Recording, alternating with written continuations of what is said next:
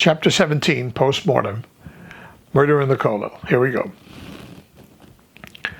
I showed Slatterly the video, and after conferring with Julie Doughton, they agreed to check out the car. Even with all their video enhancement techniques, all they could see that it was a 209 Chevrolet and that its color was white. The license plate was unreadable, and all they could say about the person getting out of the car was that he was somewhere between 5 and 6 feet tall, was wearing dark clothes and a dark hat. That really narrowed it down. The cops pointed out to me that all I had was a white car stopping on the street behind the rabbi's house around the time that the rabbi died, and that someone came and left. There was no evidence of any criminal activity on the video, but coupled with the bombing of my car, they agreed it could not be ignored. Jumping Jack called Anthony Slocum, the county medical examiner, and he agreed to meet with me that morning. Ingham County did not fund a separate medical examiner's office. Instead, these services were supplied by contract through a private corporation, the Laurel Forensic Pathology. Dr. Slocum was the chief, and he would call another pathologist if the workload got heavy. Their offices were located in a modern 2-story building surrounded by well-landscaped grounds. I parked in one of the marked visitor spots, and the receptionist directed me to Dr. Slocum's office. Slocum was in his early 60s, and his full head of silvery gray hair was combed straight back. He was about my size, but getting heavy in the gut, and wore a long white lab coat over a blue shirt, no tie. His desk was neat, and he had Rabbi Klein's file open in front of him. After the formality of the greeting, handshakes, and name exchanges, he sent the secretary to prepare the coffee he had requested for both of us. What can I do for you? I always found talking with forensic pathologists tricky. On the one hand, they were super eager to help. Many of them were dedicated to catching the guilty and freeing those wrongly accused. The problem was that they did not like dumb detectives telling them that they were wrong. Slocum had signed off on the Klein case with a diagnosis of probable suicide. Now was coming along and spitting in his eye. Choosing my words carefully, I said, I'm here because we think there's a good chance that Avram Klein was not a suicide. What is the basis for that theory, he wanted to know. Naturally, I did not say that Rabbi Kalmanovich says so. Instead, it mentioned the Negelwasser and lack of a urine puddle. Then I added the car bombing incident and the recent discovery of the white car. He listened carefully, thought for a moment, then said, "Fair enough." I have no idea what he meant by that. "Do you know how to strangle people?" he asked. After all my military and police training, if there was anything I did know how to do, it was to strangle people. "Yeah, I think I do," I said proudly. "Okay. How does strangling kill people? Do you break their neck? Keep them from breathing? Block the blood supply to the brain?" "Well, I suppose it could be all three." "Absolutely correct. We do high-resolution CTs on the bodies now. We're not worried about the high X-ray doses because, after all, it isn't going to kill them," said the doctor, chuckling over his time-worn joke. The images we obtained, in this case the victim's body and neck, allowed us to see the crushing of the trachea and the soft tissues. His neck was not broken, or else we would have seen a hangman's fracture or some other bony injury. Instead, intense force was employed to block the intake of air and the flow of blood. He lost consciousness and then died. This was not done with someone's hands, or we would have seen the evidence. It was a thin rope tied around his neck, what we call a ligature strangling. "I'm sure you're leading up with this," I stated. "Just this. If this was not a suicide by hanging, then someone strangled him using a great amount of force, much more than the standard strangulation," said the doctor. "You mean with their hands?" I asked. No, I already said definitely not with the hands. The tissue injury is inconsistent with manual strangulation. Some instrument was used. By instrument, I mean a rope or a wire. Like an old-fashioned garrote, I offered. Similar, but as I said before, the large amount of tissue injury is more consistent with a hanging. When someone dies by hanging, the body weight is concentrated on the rope encircling the neck. To get that much injury with a garrote, you would need a very powerful individual or some sort of contraption that could exert such a force for an extended period of time. And no contraption was found at the scene, I said. Take a look at these photos, said the doctor. Slocum showed me pictures of the rabbi's neck without the rope taken from several angles. There were also some pictures taken in the Klein's basement with the rope in place. I was not sure what he wanted me to see, so I just began. There's a rope around the rabbi's neck, and I see the marks left by the rope. That's about it. Absolutely correct. That's it. That's all we found. There was some trauma to the heels, but other than that, all we see are these marks. He died by strangulation. What I'm saying is that I made my call that this was a suicide based on the fact that there was no evidence that it was not. But now there is, I stated. Not exactly evidence, but enough to make me suspicious, he said with a nod. So now let's look at the marks on the neck, thinking this may not be a suicide. How does that change anything? Well, look at this part of the neck. Do you notice that the mark here is wider than it is at the front or here at the back? I had not noticed the difference before, but after he pointed it out, it was obvious.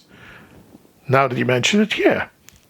Such a widening could occur if the rope slips as the body sags with death, but it could also occur because someone strangled the victim and then removed the instrument used to strangle them and replaced it with a rope around the neck and then hung the body. That way we would have the marks from the instrument that killed him and then the new marks from the hanging. Could you tell the difference, I asked? Easily, because each causes a different pattern of tissue injury. One would have been inflicted when the victim was still alive and the other after death. But I can only see these differences if the marks were separate. Because they laid one over the other, I couldn't tell which is which. Was there anything else that was unusual in this case? Now that you asked, there was, said the Slocum. The rope used was a specialty nylon reinforced cord. You could buy it at any maritime supply store. It's stuff used on boats, very strong. What is unusual is that in most suicides, they use a heavier rope. Manila or sisal or something synthetic, but definitely something thicker like 10 millimeters or 3/8 of an inch stuff. The cord that was used is strong enough, but is also extremely thin. I think we measured it at 4 millimeters. That's about 1/8 of an inch. Not your typical choice for suicide. So now you think this case is a homicide, I asked. The doctor shook and said, no, not at all. All I'm saying is that it could be.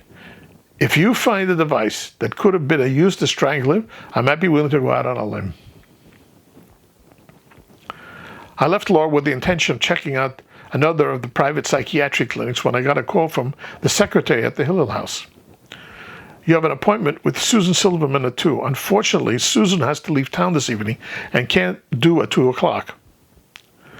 If you can make it to the Hillel house by 1, we'll fit you in. Otherwise, we'll have to reschedule for next week. Something told me that we just might find the motive for the rabbi's death at the Hillel house, and I was not going to wait until next week. I'll be there at 1. I called Dafna and told her about the change in schedule and that I was on the way over to pick her up. The Lester and Jewel Morris Hillel Jewish Study Center was located just off the MSU campus and was a home away from home for the Jewish students who attended the university. The building had numerous multi-purpose rooms, a small restaurant, and a dining room. Activities were organized for all the Jewish holidays, and they even had kosher meals available for the students on the Sabbath and other holidays. They had an executive staff of 15 and a maintenance staff of another 10. Susan Silverman was in the executive office just to the right of the main door. After a 20-minute wait, we were shown into her office and found her sitting behind her desk speaking on the phone. She motioned us to take seats while she finished her call. Susan Silverman looked to be about 50 years old. She was wearing a white blouse, sheer enough to make out the pattern of her lace bra. There was a long strand of pearls around her neck, and she had matching pearl earrings. Her blonde-tinged brown hair was parted in the middle and styled sort of like a helmet. It was cropped short in the back and gradually became longer towards the front. She was speaking angrily to a supplier who was not coming through with the goods promised for the next day. The supplier was adequately admonished, verbal assurances were given, and they ended their conversation hoping that things would work out to their mutual satisfaction. "What can I do for you?" asked Susan cheerfully. I'm a private investigator, and my name is Cy Lincoln, and this is Daphna Lachler. Oh, I know who you are, interrupted Susan. You're the two that nearly got blown up yesterday. How did you know us? East Lansing is a pretty small town. How many yeshiva bochurim get blown up in this town? You're celebrities. You're famous. Daphna, I could live without the fame. Pointing to Daphna, she said, they said in the news that the day before you kicked some guy in the groin. I bet you taught him a thing or two. I certainly learned something, said Daphna. What? asked Susan. Wear heavier shoes. Susan laughed and said, okay, what did you want to discuss? We are investigating the death of Rabbi Klein. We understand that he counseled some of the students here at the Hillel House, I said. All the mirth faded from Mrs. Silverman's face. She said dourly, why didn't you say you wanted to talk about Rabbi Klein? I would have saved us some time and bother. What do you mean? I inquired. Susan swayed quite officially. The Hillel House Center does not wish to comment on anything to do with Rabbi Klein. That's what our lawyers advised us to say. What's going on here? Why all this lawyer double talk? Asked Daphna. That's the script the lawyers wrote, and that is our official policy, said Susan angrily. Now, off the record, I will tell you that I want nothing to do with that witch ever again. If she ever steps foot in this building, I will have her arrested, and we will prosecute her to the full extent of the law. If I could, I would rather just take her out back and personally kick that, well, you know what, out of her. I had no idea what she was talking about, and from the look on Daphna's face, neither did she. I held up a palm to stop the ranting of the executive secretary of Hillel House. Could you tell me who you are talking about? Whose tuchus do you want to kick? Mrs. Klein, of course, stated Susan vehemently. She is a monster. How she talked, and she's supposed to be the wife of a rabbi? Do you mean Devorah Klein, who was married to Rabbi Avram Klein? Asked Daphna. The very same, said Susan. Obviously, she must have done something to make you this angry. Could you share it with us? I inquired. I don't care what the lawyer said. I'll be glad to tell you, said Mrs. Silverman. About 6 weeks ago, she made an appointment to see me. When she came here, she sat in that very chair, straight as a ramrod, and claimed that one of the female students, being counseled by her husband, had seduced him and had turned him against her. She said it with such vehemence and intensity that was downright scary. She cursed this entire organization, our efforts, the people who work here, and especially me.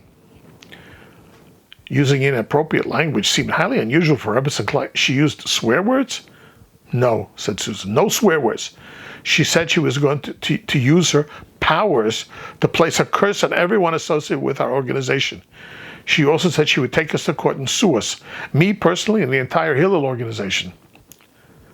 I'm sure people come to you all the time with all sorts of accusations about, I don't know what I said, but what made Mrs. Klein's accusations so different? The way she said it, said Susan, as if she was going to invoke all the black arts in the world to see me destroyed. That lady broadcast evil, and I felt threatened. I mean, really threatened, like she was going to do something violent. Did she do anything violent, I asked? No, she sat there and barely moved a muscle. But her tone was frightening, said Mrs. Sylvan emotionally. I have to ask, was there any truth in what she said? At the time, I had no idea. There was always the possibility that something like that could occur, but since then, we have investigated the claim extensively, and we were convinced, absolutely convinced, that it was not true. All of the students he counseled, male and female, assured us that the rabbi always acting super proper. All meetings were in public places. We contacted our insurance carrier, and their risk management group sent an investigator, and his report also found no signs of impropriety. Who was the investigator, I asked. His name was Frank or Franklin DeAngus or something. She answered, Frank D'Angelo, I ventured? That's it, agreed Susan. Short fellow with a limp, I added. I don't know if you'd consider him short. He was about my height, but yes, that sounds like him. She said, do you know him, Daphna asked me. Angel Frank was the assistant chief of detectives when I first started on the squad. He retired a half a dozen years ago. Terrific cop, I said. Susan got up from her desk and went to the file cabinet. She opened the drawer and found the file and extracted a packet of paper. Here's an extra copy of his report. It's very extensive. You can keep it, she said. I took the report and flipped through the pages. That's Frank for you. I quickly read the end of the report, and there was no doubt that Frank was convinced that there was no credence to Mrs. Klein's claims that the rabbi was involved with any of the students or staff, female or male. So what happened after that? Asked Dafna. Did you contact the police? I asked. No. No, she said. Why not? I like Rabbi Klein, said Ms. Silverman. He helped many of our students. As a matter of fact, he was involved with 3 students that were diagnosed with suicidal tendencies. In addition to the psychological help that they received from the mental health clinic, the rabbi talked to them about the Jewish beliefs that forbids taking their own life. The students all said that Rabbi Klein was most understanding and it helped them very much. It was very surprising to hear that he took his own life. I have a feeling that that was not the end with his wife, was it? I said. No. 2 days later, I received a voicemail, said Susan. I recognized Mrs. Klein's voice immediately. The message was, "You are going to pay." Really, really creepy. I called the lawyers and they said our options were limited, and if we did anything, there would be a huge public relations problem. How would it look for a Hillel house to be in a legal battle with one of the respected rabbis of the community? So they set up the script, and we have no official comment on anything to do with the clients. But personally, I hope she rots in hell. Miss Silverman was not overly fond of the Rebbitzin. This was a new revelation. Devorah Klein was not always the proper and refined Rebbitzin. What triggered her to behave so? End of chapter 17. Tomorrow we'll read chapter 18.